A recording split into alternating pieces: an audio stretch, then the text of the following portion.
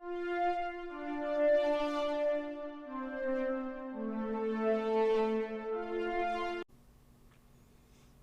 everyone and welcome to another of these fun interview episodes of the SWW show.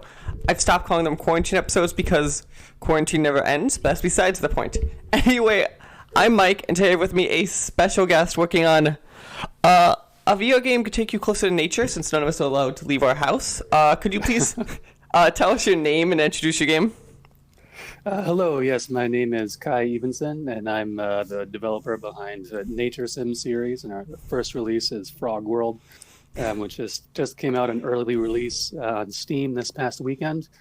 And as you said, Mike, I mean, really the whole goal is to bring users closer to nature. I'm pretty passionate about, wildlife conservation and just, experiencing nature myself, and I thought it would be a really interesting kind of project to begin with VR, since we know that VR is really one of the unique aspects is that the capacity to kind of build empathy, and there are plenty of experiences out there that very usefully, I think, help users build empathy for other people, and I thought I'd try to use kind of the same technology to help users build empathy for nature.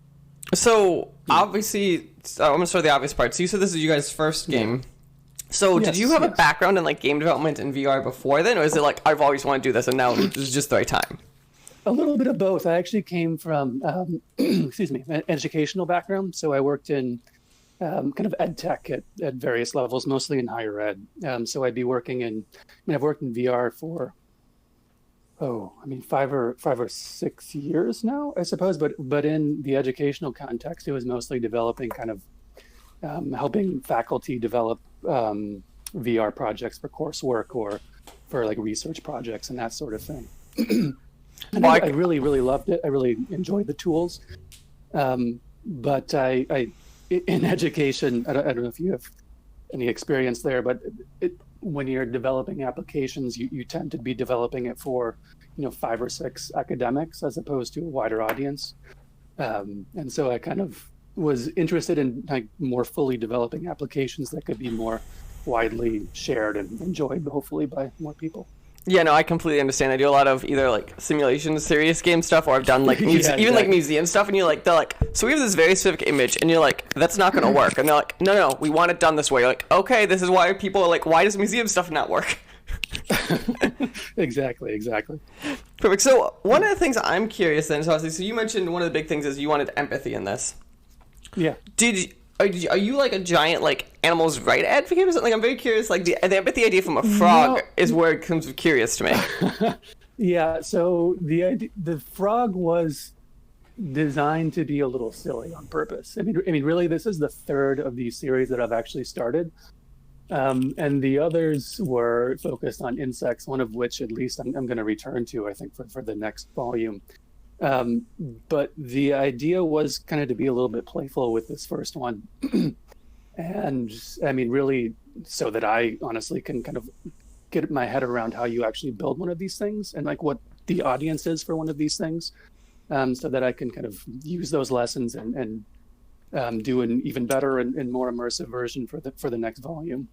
But with the frog, what I'm kind of hoping to do is to start to play with people's perceptions a little bit. I mean, I kind of am interested in this from an educational perspective, but also almost from a philosophical perspective, how close can we approximate the lived experiences of other animals?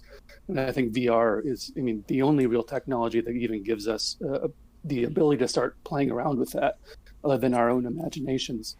No, that is. I think VR is probably a good jump for that one for sure. You should find an animal that's akin to race cars or whatever, so you can have people use the carts and whatever, so they can be really into it. Yeah. Well, there'll be some fun ones that come up. So I want to play around with different locomotions. So the frog, it's not too dissimilar. You're hopping and crawling and such, and swimming, which is not too different from how we get around. Although, the ability to jump 7 times the length of your body is kind of wild. Did you have any issues with others? Oh, sorry. I was going to say, did you have any issues with motion sickness there? Just I'm curious, because obviously the jumping to me is the one that really gets, I could see a problem hit very quickly. Yeah. Absolutely. So, that's definitely a concern with these. I think pretty much all of the apps that I will build At least this one and the next one, they will be kind of comfort rating intense. I do want to make them approachable and accessible to as many people as possible. But there's no way I can think of to build them in a way that's as veridical or like true to life as you can be without it being kind of intense. Because, I mean, life as an animal low on the food chain is a pretty intense prospect. So, yeah. Okay. So I haven't personally had issues with with motion sickness. I do get that just from VR in general after, excuse me, playing for more than an hour or so. But I'm trying to make it as smooth as I can. I was kind of inspired by, I don't know if you played Stormlands, but they have some pretty, kind of comparable locomotion that seemed to work pretty well. So no, I'm at least hopeful that I can build it in such a way that it won't make people vomit. That definitely makes sense, because I've definitely done enough VR around where I'm always like, there's always that moment you put people like vertically and you're like, how do I do this without like having someone throw the headset and running? Exactly. And I personally, I really don't like myself the experiences where you're teleporting. I know that's kind of, at least for a time, that was kind of the way that you did things, but it's kind of broke the immersion for me. I just wanted to actually like move in a more normal way. So that's what I'm hoping to do with this. But I mean, when I was first starting this, it was much less accessible than it is now. I was kind of like very firmly like, I want to make it real. So you're not even going to use like buttons really to do any kind of motion as you can do with jumping. It'll all be like you'll actually have to like make a jump motion with your body. It'll all be standing, etc. Then you did one play testing? I did do some of that, and just seeing people, especially some older testers, just completely fail. Maybe I should just rethink this a little bit and just make it, just more accessible. And I was also inspired by Able Gamers. I'm not sure if you are aware of them. But just I participated in Oculus Launchpad this past year, and they had one of the folks from them came through, and it was pretty inspiring. So I took that to heart and just tried to rebuild it in such a way that it would be just more accessible. So you can crawl, you can use more actual physical motion and so on, but it's not as necessary as it might be. So that's actually very interesting then when you're building something like this. So obviously your goal, as you put it, is like empathy, kind of walking through the eyes of frog and eventually other creatures.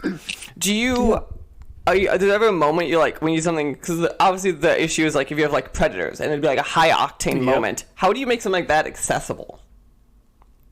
Yeah, that's a good question. So that's something that I probably struggle with myself.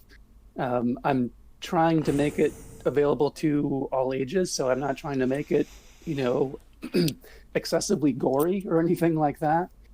And in this version, as you probably saw, you do get eaten usually pretty often, at least when I'm playing, by various predators. But it's not. The game kind of stops. You don't actually see your body getting ripped apart. You're not.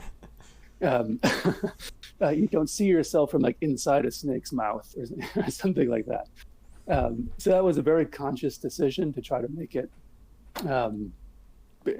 hopefully more accessible to a wider range of users. And then, of course, I think if you actually tried to build that so that it was more realistic, then you'd have even more issues with like motion sickness and such, and it would just be too hard. So is there ever a world when you're developing this, because obviously as we're talking, the thing that comes to my head immediately is like if something like a snake eats you, is the dream world is then you become the snake. Yeah, that's interesting. Have you ever, is any other thing like that ever crossed your mind at all? Or have you always had been like, okay, each one of these games is this animal specifically, and instead of making it a bigger experience? Yeah, the latter. In part just because, at least right now, I'm a solo developer, so I have to keep the scope relatively modest to make these possible to build. But I was also, the focus has been, as you suggested, on a single animal and a single ecosystem, really. The goal of which really is so you're learning about that animal kind of in the same way that you might, a nature documentary or kind of more realistically a simulation. But the idea of transforming into other animals is a good one. I've kind of thought about that as a possibility for future volumes that might be like multiplayer, where you could kind of slide into different bodies and interact with. So a battle royale. You make Exactly. Or you could even do something kind of interesting in just like a park or a garden, like that being the setting, and then just being, having a dozen or so animals that you could slide into. That is there. I can see so many worlds, especially once you have this like toolkit in the foundation there. Like obviously it takes work. Exactly. I'm saying, from my understanding, it's not like easy per se, but like relative ease compared to starting from scratch. You could kind of see this world relatively quickly. You could pump these out with like variations or different animals you could plug into them. Yeah, and that is the goal. I mean, it's really, which would be amazing. I do kind of envision that for the future. There's a massive multiplayer version that would incorporate all the animals. That would be a lot of fun. So I'm gonna pin you on this one because you're talking about it. So obviously there's frog. Are there any other animals that you like have in the pipeline that you're willing to be like, eventually I'm aiming towards this animal, this animal? I don't want to be too. I have been scooped in the past. So I'll say that my next one is going to involve insects. Okay. And then I'm going to jump into the ocean. At least that's the plan. And then in the subsequent ones, I'm going to be a little bit more exploring what you might call the Umwelt, or the perceptual worlds of the animals, particularly in the next one. So I'm really interested in like how we could try to represent, for example, what it might be like to see, a greater range of wavelengths on the electromagnetic spectrum. So like what it would actually be like to be able to see UV light and so on. Wow. Okay. So that's, So that's the kind of thing I'm going to be exploring in the next one, in addition to all the things that we're kind of exploring with Frogworld, like just the actual world that the animal inhabits and what its life cycle is like. So as we're talking, the thing that keeps sticking in my head more and more with this is, how do you research this? Especially as you go like more and more animals that aren't like as normal as like frogs, at least in some level we have an innate understanding of like, this is a frog. They jump, they do this. Exactly.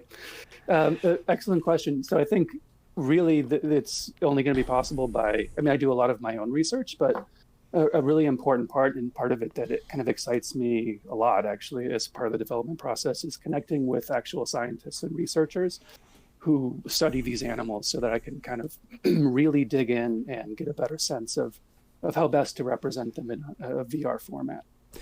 So I'm actually working with a local wildlife conservation organization on the next one already, and starting to connect with scientists. I'm hoping to start to do most of the research for that one this summer and fall, kind of while I finish up Frogworld, and then start the development over the winter. Okay. So that makes sense. So looking at this now, the thing that I think that needs to be talked about is, as we're talking, as you mentioned, the game's in early access right now. Yes. So to you then, what defines, because like broadly speaking, you can see a world where you don't have this pure in a gamified way. It's like, just go explore. So what to you makes a game like this early access versus done? Well, that's an interesting question. I think part of it is that I haven't been able to get enough feedback to feel like it is built in such a way that that will be kind of enjoyable and accessible to as wide an audience as possible. Part of that's because of COVID, because it's kind of hard to like do testing, with, like bring a headset somewhere and have like a bunch of people put on the same one. Oof, yeah. Most people aren't so interested in that these days. So part of it is just getting more feedback so that I can make a better version. But also, I have in my head quite a few more features that I want to build into it before I will feel personally like it's done and is kind of representative of the kind of application that I want to build and that I really want to kind of put out there and publish. But then I also want to provide room for that feedback so that I can make changes that other people would like to see too, if it kind of fits with my vision. Okay. Are there any other features that you've announced so far that you want to add into Frogworld specifically? Yeah, so I quite a few improvements to the environment, just adding a lot more detail in objects just to make it look a little bit more realistic, particularly in the second two scenes. Potentially adding another, not really a predator, some other animals in there to make it to make just kind of the ecosystem a little bit more realistic, so that you can see a little bit more what it might be like for a frog. Just add a little bit more biodiversity in there, and then in addition to that, cleaning up some of the player movement controls and so on, building in better controls for. I only have an Oculus right now, or a couple of them, like the Rift and the Rift S. But I also want to add in better support for other headsets, in particular like the Index and the Vive controllers and so on. And then finally, performance. Always performance.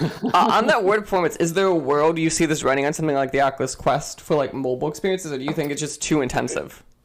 No, that's a good question. So Frogworld, probably not, just because I've all of the development so far has been designed for PC VR. Mm-hmm. And I think, porting it to the Quest would be a pretty heavy lift. My plan is just to kind of start the next one from the ground up to run on the Quest. And to hopefully do that for subsequent ones and do a Quest build and simultaneously build a PC build, to the extent that I can manage that. Yeah, that sounds... remains to be seen, but... That sounds fun, in that combo. I could almost see you be like, okay, which build is this? Okay, so hot swap the art out really quickly, like that. Exactly. Yeah. What I think I will probably do is just build the basic environment in such a way that it works on the Quest, and then just duplicate the scenes and then just kind of add a lot more. Basically. Yeah, that's kind of what I'm picturing. It's like I think it's Robo Recall did that, where basically it's kind of the same game, but you can look at both of them and go, oh, this is definitely the mobile package. Like it's like exactly. You foundationally are the same game, but you're not. That's so. I don't know of another way. Yeah. Yeah, it's all fun. As we get to tail into this, so I'm curious. So as we keep talking, you're in VR this entire time. Not the biggest of markets in the world. No, it's not very large at all, and it's only really starting, I think, to be feasible for like larger studios to produce stuff, or to actually like make money on an app, if indeed they are. I assume some of the big ones, clearly like Beat Saber and so on, they're making quite a bit of money. But as a whole, it feels like first party is just like, here's money, we just want something on here. Have a good day. Exactly. So it kind of remains to be seen. I mean, I think I know there's a big enough audience, a big enough possible audience to make it feasible for developers. The question is kind of getting it out there in front of enough people. And then I assume for you, because you're solo, it's your threshold's a lot easier of like what, like exactly, in your head you're like, what do I need to make it successful? I feel like it's probably a threshold like, oh, if I hit X, which is magnitudes lower than most games X. Yes, yeah. I mean, honestly, if I hit 10,000, that would be great. At least with this first version, because as you said, I'm a solo developer, and really all I'm trying to do with this one is start to build an audience and raise a little bit of money so that I can both pay myself for my work and pay bills and all those good things, but then also raise a little bit of money to do like more custom development on the next one. Mm-hmm. So the curious question I have for you also, as we get to the real end of this, is so me and you both, as we talked about in the beginning, have some VR experience outside of games in the definitive sense. Where do you feel VR like 5 years from now is going to end up? Do you feel it's going to be like games, it's the big thing, or do you see VR is going to be like, no, it's the serious space, the simulation space, it's professional space more than it is video games? That's a good question. I mean, I think it'll be both. My guess is that it will probably grow a little faster in enterprise, at least for the next 5 years. And it may be kind of niche for gaming for quite some time, maybe always, who knows. But I still think, we're still clearly seeing growth in the consumer market, particularly for the Quest and some of these like newer headsets out there. So it kind of remains to be seen, but I do think that at least near term you'll see more in enterprise, because there's just the use cases are so amazing in like healthcare and engineering and manufacturing and so on. So yeah, no, that is definitely, I think, the world I've always been saying recently, as I see it. yeah, especially like military has been using a lot. Like you see these avenues. You're like, oh, these people with way more money than any game company is willing to drop. Exactly. Especially because the problem is, as you've walked in probably too, is so much in the beginning is just R&D work. You know, like what game company has $10 million just to blow on being like, will this work? Exactly. Yeah, that's a tough proposition for many, for most, in fact. I mean, especially if you're an indie studio and you actually have employees, unlike me, where I'm a sole proprietor. You're like, And worst people case, actually need to be paid, so you can't really afford to fail, you know. right? Or at least you have. I'm not saying you want to fail. You might have more legroom than if you have like Yeah, people to feed and like yeah, investors and absolutely. stuff. Like you're like, okay, I just need something. Exactly, and that's, I mean, part of the reason for being a solo developer, at least at this point. I mean, I'd like to think that in the future I might be able to expand, but I'm also pretty happy, flying solo, at least solo in a sense, while working obviously with researchers and having other colleagues and such that help with various aspects and contractors and so on. So I mean, you're never really alone, even if you're a solo developer. Um, but it does. I mean, it does make it easier and takes a lot of the some of those stresses off that you might otherwise have. Perfect. Well, I think now is a good time. Let's try to sell you a couple more copies of this game. The All game right, awesome. is Frogworld. You are nature sims. So go check it out on Steam. Right? Is it just Steam right now? Just Steam right now. Yeah, I should have an Oculus build up soon. Just need to. I actually just set up a new testing build for to get that lowest computer tier up and running at a smooth 90 frames per second. So that'll be up as soon as I get that worked out, and then I'll start pumping out some of these feature updates that have been on the back burner. Perfect. Again, so yeah, go check out Frog Road, everyone. He was kind enough to provide me with code, and let me tell you, it's definitely interesting to be walk around and trying not to get run over by a car. I felt like playing Frogger at some points. Yeah, exactly. That was an homage to Frogger, definitely. When I was first developing it, that was honestly part of the rationale. I was like, oh my god, maybe I can just do like a crazy reboot of Frogger in VR. For Nature Sim, so That's when you should have added like a high score. You should have done the whole thing. Like you walk there, just switches actually into Frogger. yeah. Did you make it past the road? No. I have a hard time. No. Yeah. I'm gonna make that a little bit easier. I think I have a slightly different mechanic that I'm gonna use that'll allow you to at least look at the car and move forward. So yeah, but Perfect. I died there too. It took me quite a few tries to make it. Jesus. Well, again, thank you for sitting down with me this morning for both of us, and enjoy the rest of your day. Yeah, thanks, Mike. It's been a pleasure.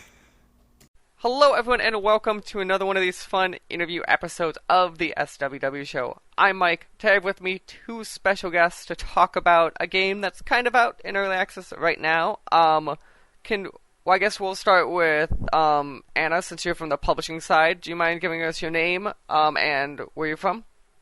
Yeah, hi, I'm Anna True. I represent Super.com. It's an international publisher and a fund. And personally, I live in Moscow. Perfect. And today we have with us one of the developers of the game. Guys, I'm Leo. I'm from Bad Minions. We are developing Alchemist Adventure. It's a great pleasure to be here. Thank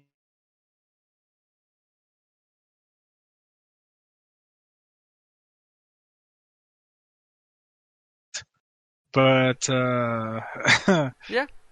It's a great opportunity. Thank you.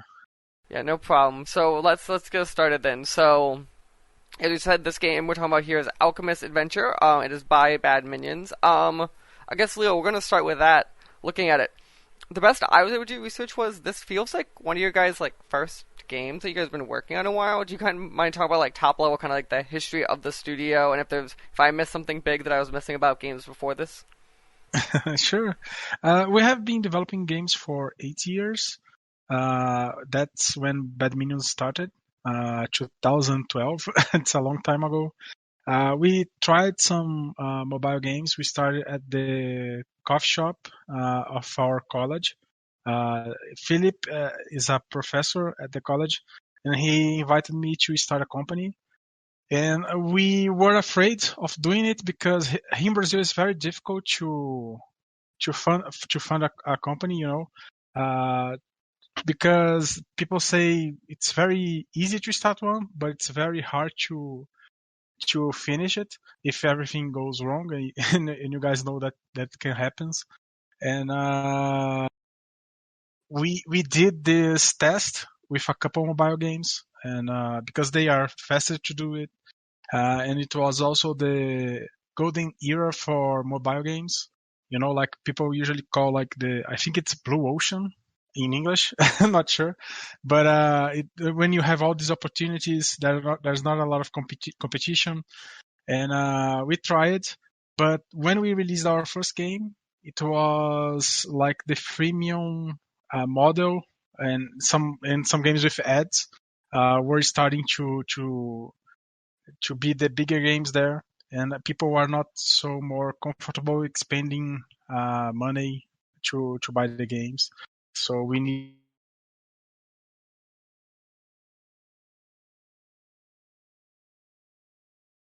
and we had so difficulty to adjust to this model because it somehow need that you have to do the gameplay a little different, you need to make players buy things, and we were talking. I remember this day we were talking at the table at the college, and we said that was not for us, and we decided to do what we always dream, making console games, PC games. And that was 2014, 6 years ago. For me, it's like yesterday because I don't know if I'm getting older, and the time that's also relevant anymore. I want to freeze on the 30s, But we were talking, and we decided to do what we loved the most: console and PC games. And he had this idea of doing this alchemy game. And I don't know where this came from. I think it was from Fullmetal Alchemist. It's an anime. I don't know if you guys know it, but he loved this anime. He talked about all the time. And I never watched it. That's my fault. I need to correct that. But I agree with doing this huge game, this console game. And we started development. And the initial idea was to use the alchemy to do everything, to break stuff, open doors, solve puzzles. Everything you need to do in the game, you needed to use alchemy. So you want to fight an enemy, you have to use alchemy. If you want to, I don't know, cross a lake, you need to use alchemy as well. And that was the initial idea. And we jumped to some homunculus. I don't know if you guys know what homunculus is, but it's like... That might be a good translation moment of us being unsure. Yeah, homunculus is like an artificial construct, an artificial body, artificial person per se. So it's like a golem maybe. And we try using that for a while,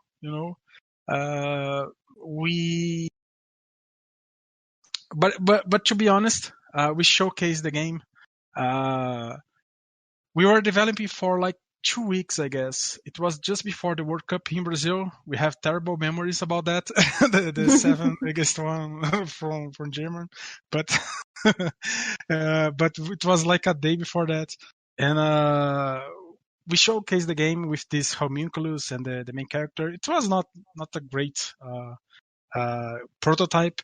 It was the character striking a tree as an enemy and using the homunculus. But people got crazy with the demo we showed, and it was incredible experience. We had never done that before. We have done some with mobile. We usually test the game and release it and got players' reaction. But with this such huge game, we needed to test it before, so we tried to go to these events and get players' feedback. and it was awesome. The energy they gave us, it was incredible, and they What are event very was excited. it? What? I'm What sorry? event? What event was it, Leo? Oh, it's called Bring. It's a local event we have here in Brasilia. It's a indie showcase. It's in a bar. You go to a bar, drink a few beers, and put your laptop on top of the table and show the games to everyone. Every couple months it happens in a different environment. Like it can be a bar or can be a bigger event like a gaming event or something like that. We have a And bunch of those in America too. Usually we have like some from Chicago originally, and we had those a lot of times where like every like month like there's a Chicago playtesting event kind of. yeah, they are awesome because you have the opportunity to talk to other developers and to other players, and it's pretty cool. They it's different, you know. If you go like to a PAX or to a bigger event, the feeling is different. And at this event, everything sounds more personal, you know. You have direct contact, you have the opportunity to talk. It's different. I don't know, the atmosphere is is like different there. So it was amazing to participate in this event. And after that, we got so excited about the game, you know, and we tried to show the game every event, every convention we could, and sometimes to dozens of players, sometimes to hundreds to hundreds of players, and it was pretty cool. And not only that, showcasing the game gave us the opportunity to find other developers that were interested in the project. You know, like we could we found some programmers, artists to join the project. Even for a while, you know, like some of them participated like for 3, 5, 6 months, others for years, and it was pretty cool. So we did this for we started in 2014. We didn't have any money. We developed like this for 3 or 4 years. The development. Just 3. In Yeah, development, in the development in a nutshell. Yeah. Yeah, like in the garage, you know, you put your computer, and because I was already outside of the college. I graduated, so I started working at home, and it was like that for 3 or 4 years. 3 to 5 people working on the game, and it was very challenging. The thing is, people don't usually realize when they are If you ask any player, anyone who likes to play, do you have an idea for a game? The guy will say, "Oh yeah, this game is incredible. I have this huge story, this incredible gameplay, and we just need to do it." But it's not that simple because there is a lot of work that we usually underestimate to we cannot know the dimension of this work, you know. And when we started, we kind of fell in this trap. We planned a huge game with 200 NPCs, 60 enemies, 25 dungeons, many different systems, you know. And it for 3 to 5 people do that with great quality. It's not easy, you know. And I was working like 16 hours a day, 7 days a week. I work on Sunday, Monday. I was working like the amount of work was insane. And I was at that point that I was saying, "Oh my God, this game is not going to finish. It's not going to end." And we needed a better solution. And we need more people, you know. And we started working as an outsourced company, you know, for other companies, like doing art and programming ports and things like that. And today we are now 16 people, 16 minions. We are bad minions. So the name, I like that. Please tell me they're not employees of Bad Minions, they're minions of Bad Minions. Yeah. they are all minions. I'm a minion too. That we don't have bosses. We are all minions there. So we are 16 now, and yeah, we do this outsourcing to pay the bills, but our main focus is doing our own games. And the game's 6 years now. It's very different from the original idea. I think it's better, a lot better, because when we did that huge game with all those NPCs, creatures, and dungeons, the story was about good versus evil, nations, wars. Somehow it feel like any other game you play. There's nothing really special to it, like a clone. And I think it was the first year we decided to change that a little bit. We started cutting stuff and focusing on what really mattered. Our main goal was to find a system, a good system for the game, and it was the Alchemist system. And we forgot about that homunculus, what we are trying to do, the homunculus focus, and we really focused on the potion system. And I think it was great because it really helped us to achieve that initial vision that we had. And I think that was something that we really liked, like use your potion to do anything. If you want to open a door, maybe you cannot open the door, but you can burn the door, If you want to get to the other side, you have a lake avoiding, keeping you from get there. You can use like a water potion to raise the level and make an ice bridge with another potion. The same potion you can use to freeze enemies. And that was a very special feeling, and I think we found something unique, all these interactions. And when we first designed the game, it was like just a combination. You see that a lot in Magica and other games.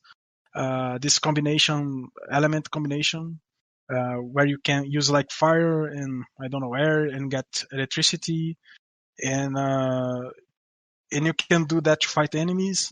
And so when we realized that maybe some people could compare the game with these other games, and we were very, very limited. Like if you do a fire potion, it's the same for the whole game, we decided to add another layer. In the layer is the flasks. So if you use like a round flask, you get explosion.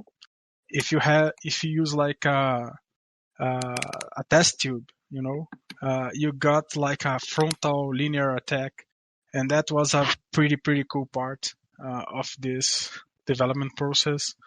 We also changed the protagonist because a 6 years old game, things get old pretty quick.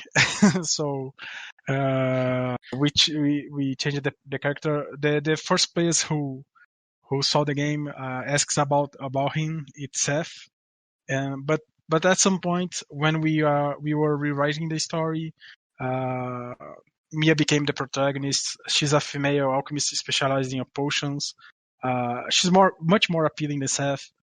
She had a better story. She had the human touch the game needed, So I think it was a pretty good decision. Let the players say that, but we were happy with the change. Leah, and I think we met you last year in 2019. Yeah, during PAX, yeah. Yeah, we were showcasing. We were showcasing. The Boston PAX. Yeah, PAX this year. Yeah, we were showcasing the game there. I love PAX. I think it's my favorite event ever. So, yeah, I try to go every year if it's possible. But for Brazilian goes to PAX, it's difficult because it's like super expensive, a 2 days isn't it? trip. Sorry, what? Isn't it like a super expensive trip coming from Brazil? Yeah, it's expensive, but it's also a long trip. It's like a 4-day event, but for us, take like almost 10 days. Like 2 days to get there, 2 days to get back. 1 day you need to be there before the event to organize everything. So when you are an indie developer, it takes a lot of time of the development time. and we need to be careful about that. But I love the environment. I love the atmosphere. The players there are incredible, And but we were there last year in 2018 as well, and I met the Super.com team there. They they just appear in front of the booth, and they start talking about the game. Oh, this game's cool. Do you wanna? Do you need a publisher? And we talked for a bit, and the next week he sent me an email, and we agreed to publish the game, and they helped us a lot with some issues we had, like QA and distribution on consoles. It is a good experience. So I was going to ask how much that's changed your workflow once you have a publisher, because now I assume stuff like, I'm going to make an assumption that Super.com handles some capacity of like the marketing and stuff, so at least take some level off of you. Yeah. We're trying to help, yeah. Yeah, it's difficult. Yeah, here's the thing. When you we have some misconception about developing a game, especially people who are doing the first game. When you do your first game, you are worried about the technical stuff. How I'm going to make this character jump, how I'm going to make things work. And there is this huge amount of work beside that. It's not easy to get this technical part right, but we have also this the company side. You have to organize your company, the deadlines, the porting, the QA, the community, and beside that you have marketing, PR. It's a huge world to to worry. When we can share the load, it's much easier. So I thank you, Super.com. Thank you, Leo. Thank you so much. Yeah, we've been working with Leo and the team since last year, and yeah, we're helping with, as Leo said, QA, community, and publishing, and some porting, and of course marketing and PR, and yeah, we've started the early access this summer. And this year, the game will be fully released on PC and all the consoles, including Nintendo Switch. And I think when two parties work together and share their vision, and not just, it's not the thing like, oh, you have a publisher now, so you have a boss, and what we say is right. So no, that's not like that. And I think Leo can confirm that we are discussing every step, and we are fully transparent. And if Leo has an idea, we discuss it and we implement it. If we have an idea, we discuss it and we implement it. So yeah, when two parties work like that, that leads to success. So, we're going to jump to early access in a second, but one of the things I want to kind of touch on as we kind of get into this other side of this interview is, so obviously we're in the middle of this fun global pandemic right now, and I'm very curious how much has that changed, probably more the development and the publishing, just because logistically where you guys are located. Like, how has that changed the development of this game? Has that really affected your timelines? Has it made communication really hard? Yeah, that's an issue really, because I know US it's being affected a great deal by this pandemic, and so is Brazil. Brazil is having a hard time during the pandemic. We have a lot of cases here, a lot of deaths. The death count is huge, and yeah, it kind of affected the deadline. We were able to meet most of them. But we had this story. We had to change our office, to move from our old office to a new one, and we did all the preparations. We moved to the new office, carry all our stuff to this new place, and then we have the quarantine declared here in Brazil, and I wasn't able to go to the office to get the equipment because it's inside a club, and the club is one of the it's sports club, like you go to play soccer and some swimming and things like that. Of a sports club. Yeah, exactly. It was they have this building and they are renting this offices there, and we got one there. It's amazing. But as soon as we moved to the new office, they declared the quarantine, and we weren't able to go to the office. All our stuff were there. It took like a month or two so we could get there and get back to the console sport, and it was a hard time for us. Most of the guys, I won't say most of the guys, but 30% of the team got COVID. It's not, for some guys it was okay, not a great thing, but not a big thing. Big deal. But for some of the guys, they got really ill. It took several weeks to recover. And not only that, our family and friends got sick as well. Thankfully, no one died. Everyone was okay. But we had this deadline affected, and we are doing some home office, trying to avoid the contamination and everyone to stay safe. And I think the worst part is the bad haircuts. I was trying to do a haircut last week, and I shaved my hair, my head. It was really weird. I'm trying to not use the camera for a while, so thank God this is a podcast. Yeah, I can imagine. We've been lucky enough in America where we have most places you can get haircuts again, which is not true everywhere, obviously. But that was definitely the moment of when every haircut place opened up. It was like I do like sports clips. You just go online and like say like I want the next slot. It'd be like 10-hour waits, and I'd be like, what? What do you mean 10-hour waits? Because there'd be so many people at once. It'd be like, oh, we all get haircuts again, and then everyone in the town would try to get a haircut at once. Oh my. Yeah, but despite all the facts that Leo said, the guys managed to keep it all good and to meet basically most of the deadlines. So we're not affected by COVID situation at all, I think, from the publishing side at least.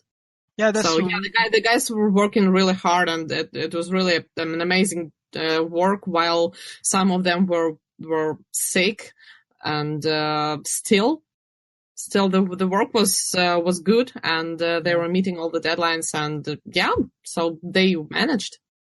Yeah, I was talking to the game producer today, and he was saying that how everything is different, from because of this home office. We have to do it. He was talking that he does not have any more working hours. He's always working because if he tries to do a fixed time, if I will work like 9 a.m. to, I don't know, 5 p.m. Sometimes the kid call him for help on the homework, and the wife call him to cook. So yeah, we have to be flexible on our home office. I think that's a different aspect as well. Yeah, so you work constantly, basically. Yeah. That is definitely true here. So one of the things obviously we talk about is you guys actually went into early access, I think, a little over a month ago, like a month and a half ago. Immediately I gotta ask, how's the reception been now that you guys are out actually in the public with this game? I think it's great. When we decided to do the early access, before Super.com, what we did the most was regional promotion. We were trying to show, especially in Brazil events. We haven't talked too much to the international press and to international players, besides PAX and maybe GDC. The game was not so known outside Brazil, and we decided for early access to to help us reach some players, and also to have the opportunity to have the feedback from other regions players. We had a lot of feedback from Brazilian players, So it's our opportunity to make the game better. We fixed so many things thanks to the players, and it's been incredible because guys having been helping us a lot, and they're saying cool things. Like we always have every day we got a cool message, like oh my god, I love this game, it has so much potential. I can't wait to see what you guys are going to do next, and we are very very happy with it. I know most of the players say, oh, I'm going to wait a little bit to buy the full game, but it's definitely on my list. So it's been cool. It's been cool. I actually I love the experience on releasing on early access. I don't have bad things to say about it. I don't know if the players are more benevolent towards the game, like they say cool stuff, but we haven't anyone complaining like, oh my god, you should kill yourself, this game is bad. Everyone is talking good things about the game. I'm glad that's not what you're being told. So I'm curious. So one of the things that I've noticed, you guys are kind of obviously a system heavy game and you're a story heavy game. Are you concerned about releasing a story heavy game in early access and kind of like having it ruined for a lot of people? Oh, that's an interesting thing. And another great thing about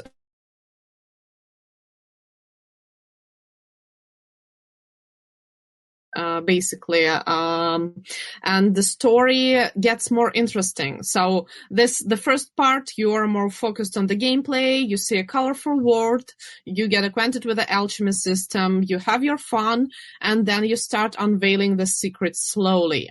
Then the second update is a bit more about the story, and then with the third update and the full game released, you get the ending.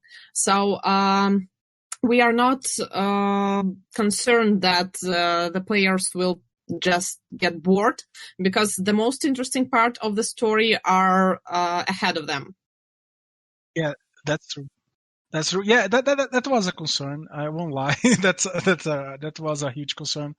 But we had the opportunity to work on the story after the gameplay, after the planning, and we decided to keep the most heavy revealings to the mid to the end of the game. That's when the last early access updates will come. And I think it's the players will like it. We are trying a different approach with the story, trying a different solution. So I think players will like it. I think, but we are always open to suggestions as well. But the heavy stuff is coming on the next update. So Anna is right. Perfect. Well, I think that's a good spot where I was going to lead to probably for the final kind of huzzah on this is, if someone bought the game now or like right after now, what is something that you guys have talked about or won't talk about that, like, is this something big coming to the game that should get them excited for it? Yeah, for the first part of the early access, the guys had only access to 2 elements, and most of them were talking to me, sending me messages. Oh my god, I want to see the rest of the system. We released the second part. I think it was last week, if I'm not mistaken. It was last week. Last week, right? So we released these updates last week, and it had many new ingredients and flasks, so you can do more stuff. And for the third part, we are going to do it. You have more liberty, more freedom to explore and to use these potions on the environment, and I think that will be pretty cool. And for the full game, you're going to get the story, So for the next part, you got the freedom, and for the last part, you are going to get the story. This is how I think. I hope players will receive the updates. Perfect. So again, let's make sure we get this right. The game is Alchemist Adventure. It is currently on Steam Early Access, and then you guys said full release and consoles end of the year-ish? Is that what you said? Yeah, fourth quarter. I want to say thanks again for both of you sitting down and talking today about the game. I'm excited to see kind of how you guys will full on go through it. And the thing that did stick out to me immediately when I saw this was this whole potion system. So I'm very curious to see how this very system heavy game does in the long term. Again, guys, thanks for sitting down with me. Enjoy the rest of your day. Thank you so much Thank you, for Mike. the invite. This episode is partially brought to you by the Humble Choice program. Did you know Humble Bundle has a great monthly subscription service that lets you get a ton of video games every single month? That's right, from plans range from $5 to $20 a month, you get a hold of a bunch of free games they have available to you. And you can use our code down in the description below to go and sign up. It would help our podcast and help you see what great games are available for you this month. Hello, everyone, and welcome to another of these fun interview edition episodes of the SWW show. I'm Mike. Asterisk next to this one, I am back in my old mic because I'm out and about in the Midwest right now because life's weird and all that fun stuff. Anyway, I have with me a special guest to talk about an upcoming game and then kind of some past games. Would you mind, sir, please introducing yourself to the audience and what the game we're here to talk about is? Yeah, I'm James. I run a company called Spring Loaded, and we are about to release a game called GORSD, which is coming to Xbox and PlayStation and Switch and everything on Earth, I think. So we'll get to GORSD in a second. Do you mind giving us a top level of, like, who are you guys, how long you've been around? Well, I'm like super old, and I started making games like 20 years ago or something on the Game Boy Advance, and then I kind of went through the whole corporate ladder of terror and got a job as a lead designer at LucasArts. And then I quit to make indie games 8 years ago and follow my passion for pixel art. And I wanted to start small, so I started on mobile games. And it was all, I kind of thought they would be of a smaller scope than making console games. I think it's all backwards now. And so we made made quite a few mobile games, and then we made quite a few console games after that. So console is really like the thing that I always wanted to make when I started going indie, because that's the thing I'm passionate about. But I think mobile, we've done things like Tiny Dice Dungeon, that's had like a lot of people seem to like that game. We have a lot of fans of that. And then on console, obviously, we hope that GORSD is well recognized. And we made a game called Here Again, a Pixel Party that did okay. That was on Switch. It was quite popular. Taught you Japanese, which was an interesting choice. I didn't set out to make an educational game, but that's the way these things go. I don't know. I'm just going to ramble unless you interrupt me. No, you're good. So I have the first obvious question. So 8 years ago with LucasArts, so did you leave like right before LucasArts folded, or were you kind of like as it fell? I was left before that, and some of my friends were still there, and there was like one of those proper corporate payouts at the end, where you get a year of salary, and so I missed all that. Just by moment. A year? I didn't know they got a year of salary at the end of that. Well, I think because we're in Singapore, I think controversial though it may sound, in Singapore, I think people got more of a payout than the people in America. I don't know if people in America even know that, and I'm like going to create some deep-rooted animosity between people now. But yeah, shocking. I don't think anyone was supposed to tell me how much their payout was, but there were like bonuses because after the Disney acquisition, there was a bonus paid out, which I missed. And then they all got fired after that. And then there was a big kind of payoff for every year that you worked. You got an amount of money. And so in the end, one of my friends, he got a year's salary out of the whole thing, the bonuses and the payoff. And there's me like struggling, like, fuck, indie developer, no money.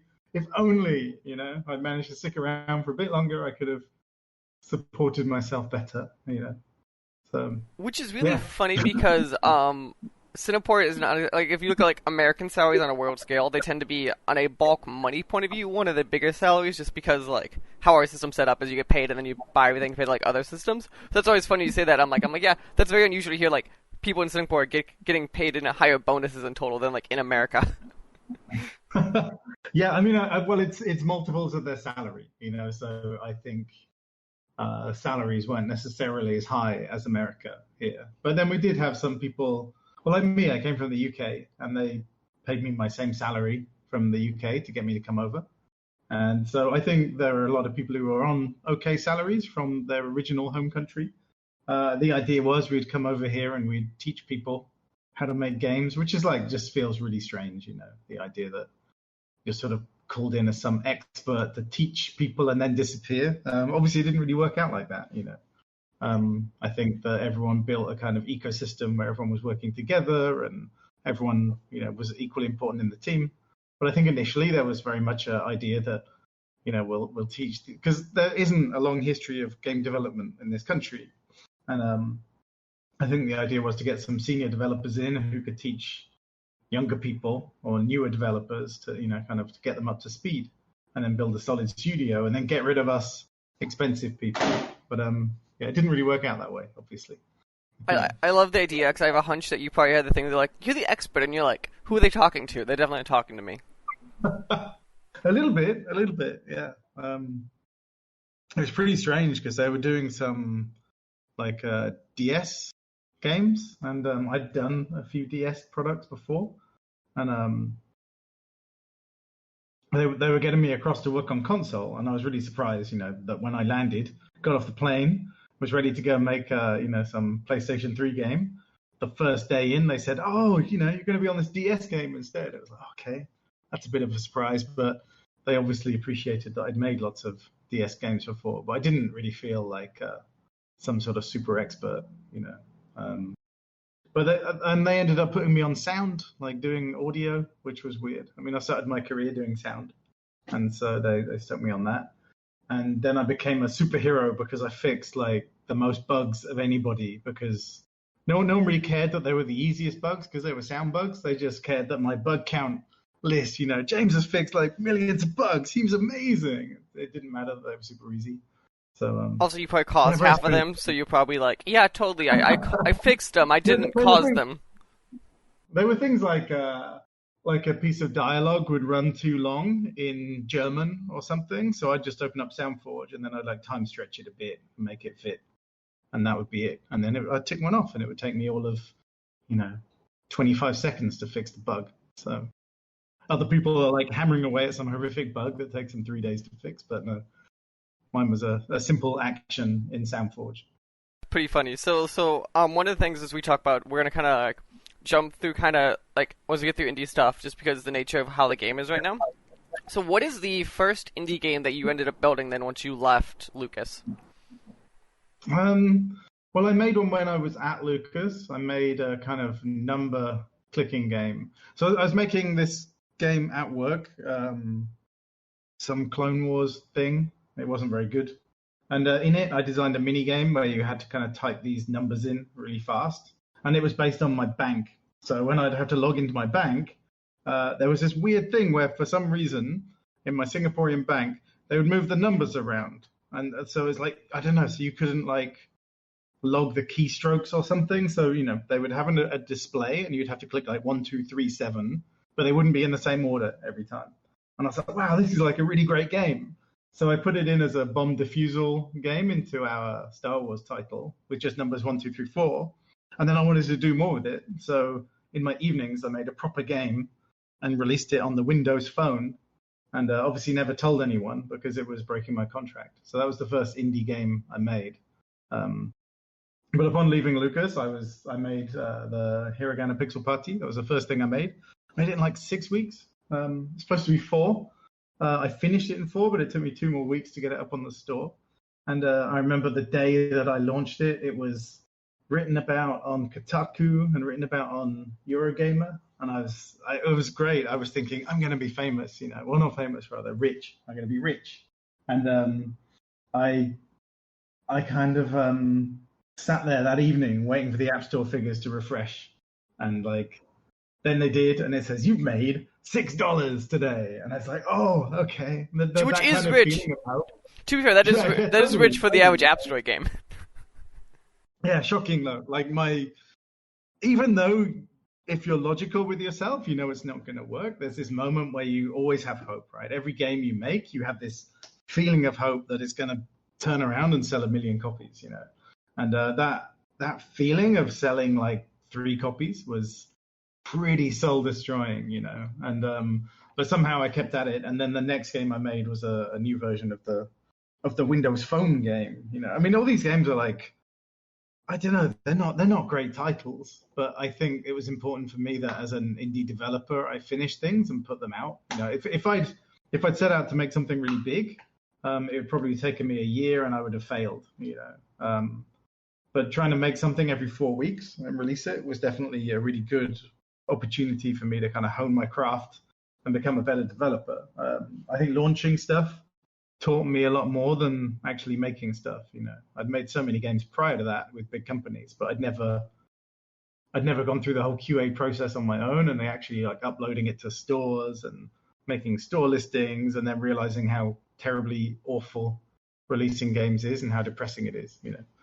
I'm going to ask the question that hopefully isn't too personal. So obviously, the first game you said in the first day you made $6 in video games. Fun. How long did it take for you to be like, I'm not hemorrhaging money anymore? Well, I left. I mean, I was overpaid when I worked at Lucas, so I had a decent amount of money in the bank when I left. I mean, I say overpaid just because I'm still not paid that much that I was when I was at Lucas. So I did good to reflect in that way. But I guess it took about a year. The first thing I did, the first 3 months, I didn't take any part-time work or do anything else. Then I did some teaching on the side at DigiPen, and I did some consultancy for creative direction on this shockingly terrible educational game, like a shooter for the Singapore government. It was awful. So that kept me. I didn't get paid much for that because it's such part-time. It was 8 hours a week or something. But I got paid enough that I didn't see my bank balance going down. I would eat the cheapest food court food I could, so it was like $3 a meal and that kind of thing. But basically, the end of I guess about just over a year, I signed a publishing contract with Congregate, and that was the turning point really for the company. That was where, well, it wasn't a company until I signed that contract. It was just me in my bedroom, and then when I signed that contract, they gave us an advance and things, and I employed people, and we finished the game, and it did really well, and suddenly it was a different world, And I think the fact that we'd had that game out that did some numbers and people cared about it, suddenly we could talk to app stores, and we could talk to Google, and people would listen to us because we'd made a game that was a semi-well-known title. So that was huge for us. I mean, without that game and without the publishing support, I don't think I'd be still doing it now. That really gave us our confidence and our footing, and a calling card to connect with people. I think until you've had, because I probably got the publishing deal partially because of the game, but also because of my history making games. I wasn't just a new indie developer who just picked up Unity or something, because I've got the 15 years I had at that point of making games. It made them put me kind of at a slight advantage. And then after that, I had the advantage when I was in indie that someone had actually cared enough to publish one of my games. And I could talk about it, and I could talk about the figures, and it'd done okay, even though, well, there's plenty of stories about that, but, So let's jump there then a second. So I assume since apparently it's semi-popular, maybe people have heard of it, what was the Congregate game that kind of put you on that map? That was Tiny Dice Dungeon. I think it's got about 5 or 6 million players. Definitely sounded familiar when you said it before. I remember when we were emailing, you mentioned that one. I'm like, that's a game that instinctually I remember that name. I don't know if I could picture it in my head, but it was a game I was like, no, this sounds like I've heard of it. Yeah, I think a lot of people were really into that game. We have a Discord, and people turn up on there, and they'll say things like, Tiny Dice Dungeon was my childhood. And then they see there's a channel for Tiny Dice Dungeon 2, and they all post in it and say, when's it coming out? And then I just don't say anything. You just kind of you smile and nod and go, yeah, mm-hmm. Yeah, ultimate troll. And I put screenshots, and there's some art that's been done for it. So they've seen bits of it running, and they're like, when's it coming? I'm like, I don't know. Because it's tough, right? There's things I really want to make, and then there's trying to make sure that I'm making the right decision where I can still carry on paying people and keep the company alive, because that's super tough, I think. That's gonna be the question. Actually, I have a question. So, how does that work? So, we'll get to Gorge in a second, obviously. But I'm curious on that balancing act because I assume there are games you really want to make, and there are games that are really profitable to make, and they don't always overlap. Yeah, I think we did make one game to try and make money. We made an idle game, and it was partially to make money and partially to make fun of the universe and to make fun of idle games. We made a politics game back in the original Trump election, and the idea was that it had Trump's and Clinton's tweets like streamed into the game, and so people voting. There was a kind of reason behind it. People voting might play the game and see the real political statements that the politicians they were voting for were making. Because I was interested that I think a lot of people who vote just go with what their parents told them to vote for. My mum was a Tory, so I'm going to be a Tory or whatever it is. But yeah, that game, I don't think I really wanted to make an idle game, and then in the end, it didn't end up feeling very satisfying as a product to make. So these days, it's more like if I have a really great game design idea, I'll make it only if it makes financial sense. So I can have another idea. It's not hard to come up with 10 different game ideas in an afternoon, but you've got to pick one that makes some sense in the industry. But that said, GORSD is definitely not one of those. GORSD is entirely driven by my desire to make something I wanted to make. Perfect. So let's start there. Can you explain to everyone what is GORSD? GORSD started out as a 4-player kind of battle game where it's like Pac-Man crossed with Splatoon, crossed with, I don't know, something else. It's like a maze game and you run around and shoot people and you've only got one bullet and you have to collect it. So whilst your bullet is out flying around the maze, you control your bullet separately to your character. So while the bullet's out flying around the maze, you're basically defenseless. So you have to run around, hope you're going to kill someone. And if you don't, you have to go and pick up your bullet. I wanted to make the game because it just sounded like the most fun mechanic in the universe. And it was really super fun to make and to play. And then I wanted to explore the weirdness of, I just like things that make you feel uncomfortable. So I made the kind of universe about my whole objective was to make the player feel uncomfortable and unsettled whenever they explore this world. So while it started as a multiplayer-only game, we then set out to make a single-player sort of 7-hour adventure mode where you explore a giant overworld. And the game starts and you see an eyeball on the screen and you don't really know what to do, so you mash the button and eventually you punch your way out of the eyeball and your character appears. So you're born from violence of the interior of an eyeball.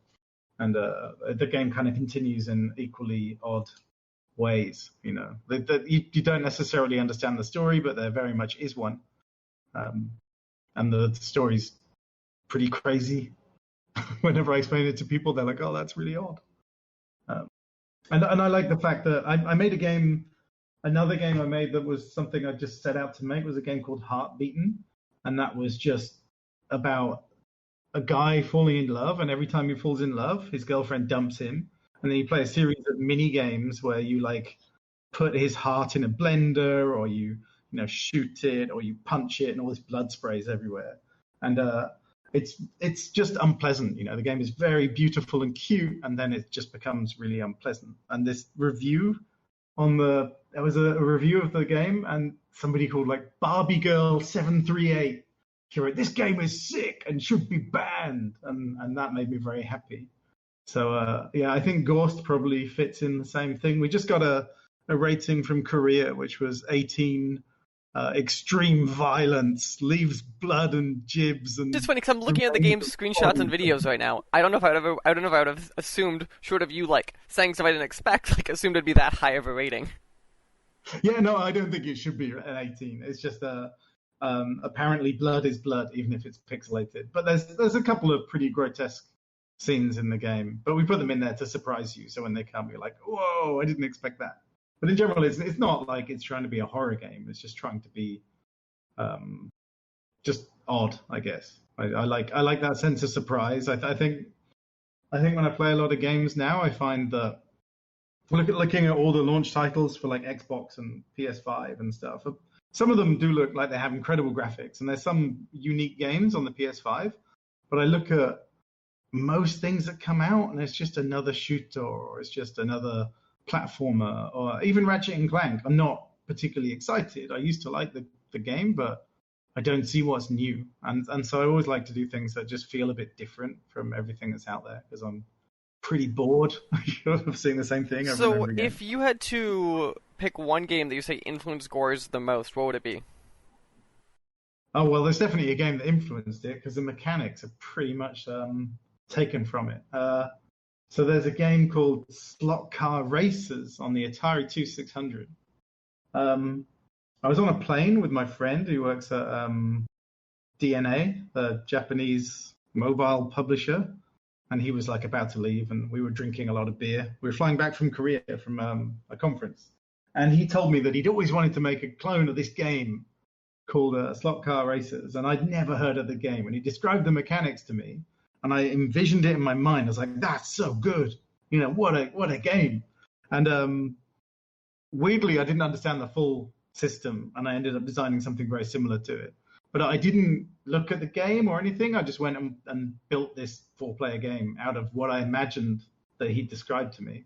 And then when I looked at the game, like after making my game, I looked at it and I was like, wow, that looks really terrible. Like if I'd only seen that game, like if I'd watched a YouTube video, I'd have never wanted to make a clone of it. It wouldn't have jumped out as like, this game has incredible mechanics. It's more that hearing it described allowed me to see the purity of the gameplay without being like put off by how like janky it was, So yeah, definitely. I mean, it's hugely influenced by that. Yeah. No, but I don't think anyone else would have played that game and said, I'm going to do a new version of that. And the game he wanted to make was nothing like what I ended up making. I don't know what it was going to be. His was like a free-to-play mobile thing, and it's like how could you need 2 joysticks, one to shoot with and one to move around with. How could you make it on a mobile phone? So I don't know what he was going to make. No idea. But it would have obviously been very different. And his obviously would have been really commercial. It was probably like, cute characters moving around a field or something. And mine was freakish things moving around the inside of a body of a god, Please, so you should do then, to make a point, you should have a mini game in there, which is the game he wanted to make, that you have to find like coins in there, like in the world to play it with. Sorry? You should do so he wanted to make that very specific game that was free to play. You should have like collectible coins in the world, and then in the game you have the game using those coins. And then at the end you get his email address. Yeah, you're like, if you like this, please yell at him. or you unlock like a free to play game inside it. With like in-app purchases. That's your true monetary system there. You just you sell this game as a thing and it's really a second game. Well, there's actually a crazy thing about the story of the game. So I made another game, a fishing game, and in that game you meet lots of characters, and one of the characters he tells you this story of how he ended up lost on this island. So he's dressed as an octopus. This is in the fishing game. He's dressed as an octopus, and he basically was sent to this island to make a movie, a pirate movie, and he got really into character. He was going to play an octopus, and he got so into the character that he started thinking like the octopus. And then in the end, when they left and they finished shooting, he didn't want to leave because he was so in character. And he tells a story of how he hates movie companies, and he's written this script that's going to change the world and all this kind of stuff. And then he describes the script in this other game. And that script is actually the only place you can get the backstory to GORSD is by playing the other game. And so when you play GORSD, you go through a little bit at the end of the game and you see some of the scenes from the fishing game. No one will ever notice this. It's so obscure, but I'm happy that I made this ridiculous meta experience. You created a shared cinematic universe. Impressive. Yeah. All our games are in the same universe, actually. Every single one. So in your universe, the election of 2016 happened in the same insane world with a giant eyeball? It does. That is the beginning of the downfall of mankind. in my game. I'm not saying anything political. I'm not saying anything political. Whoever wants to support whatever, they can. But yeah, in our universe, that was a bad thing. And so, yeah, mankind begins to collapse. And so, yeah, we have multiple apocalypses after that and things like that, and all related to that moment. Because, yeah. Wow, that is I'm gonna say insane to say the least. So let's see we get this right then. So GORSD, we're gonna put this coming soon asterisk at the end of it at some point. Well, it's very soon. I mean, we keep on getting rejected by Sony, but we were really hoping to launch it on the first Friday of next month. But I think it's going to go back like maybe 2 weeks or something. But it'll be next month for sure. You're launching PS4 in theory, Xbox One, Switch, or what are you doing? Yeah, those and Steam. Yeah. So I think, and we're doing a physical edition on Switch and PS4, a very like limited amount. And we're also going to do an enhanced PS5 and Xbox Series X version where there's like a little bit of extra content added. I mean, being honest, that content could run perfectly fine on a PS4, but it's money to port things, and people are gonna be like, "Why am I buying game twice?" Yeah, well, I don't think I'm more thinking that when people buy a PS5, like we're so close to the PS5 launch that releasing a PS4 game seems a bit stupid. So if we make it have something PS5 special, then maybe in the Sony store it will get listed like with the PS5 games. That's my hope. That sounds so businesslike, doesn't it? So cold and Like hopefully I get like you there on launch day when there's like the 15 games out and you're like perfect.